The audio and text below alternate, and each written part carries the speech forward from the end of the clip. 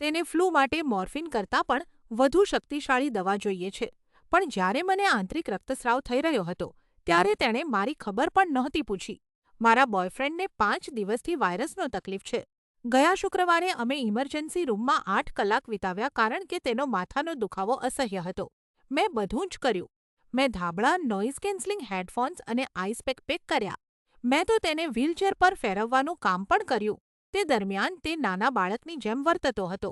તેણે ફરિયાદ કરી કે સ્ટાફ ઝડપથી કામ નથી કરી રહ્યો અને તેણે વધુ તકિયાઓની માંગ કરી. મારે તેને સાચે જ સમજાવવું પડ્યું કે ઇમરજન્સી રૂમમાં બીજા લોકોની ખરેખર ગંભીર સમસ્યાઓ હતી. ડોક્ટરોએ દરેક ટેસ્ટ કર્યા, સીટી સ્કેન, બધું બરાબર, બ્લડ રિપોર્ટ, બધું બરાબર. પરિણામ, તે માત્ર એક વાયરસ છે. તેમણે તેને દુખાવા માટે એક ખૂબ જ સ્ટ્રોંગ દવા આપી, જેવી દવાઓ સામાન્ય રીતે ખૂબ વૃદ્ધ દર્દીઓ માટે રાખવામાં આવે છે. હવે તે ફરીથી ત્યાં જવા માંગે છે, એટલા માટે નહીં કે તેની તબિયત વધુ બગડી રહી છે, પરંતુ કારણ કે તેને તે દવા ફરીથી જોઈએ છે. મેં નવી નોકરી શરૂ કરી છે અને મારે આરામની જરૂર છે. મેં તેની બહેનને તેને લઈ જવા માટે કહ્યું, પણ તેણે જીદ કરી કે હું જ લઈ જાઉં. મેં તેને ના પાડી દીધી. હવે સાંભળો અસલી વાત. 1 મહિના પહેલાં હું આંતરડામાં રક્તસ્રાવના કારણે ઇમરજન્સી રૂમમાં ગઈ હતી. તેણે મારી ખબર પૂછવા માટે કામ પરથી રજા પણ ન લીધી.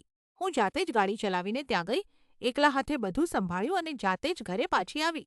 હવે તે નખરા કરી રહ્યો છે કારણ કે હું તેને સામાન્ય ફ્લૂ માટે હોસ્પિટલ લઈ જવા તૈયાર નથી. શું હું ખોટી છું કારણ કે મેં તેના પર્સનલ ડ્રાઈવર બનવાની ના પાડી?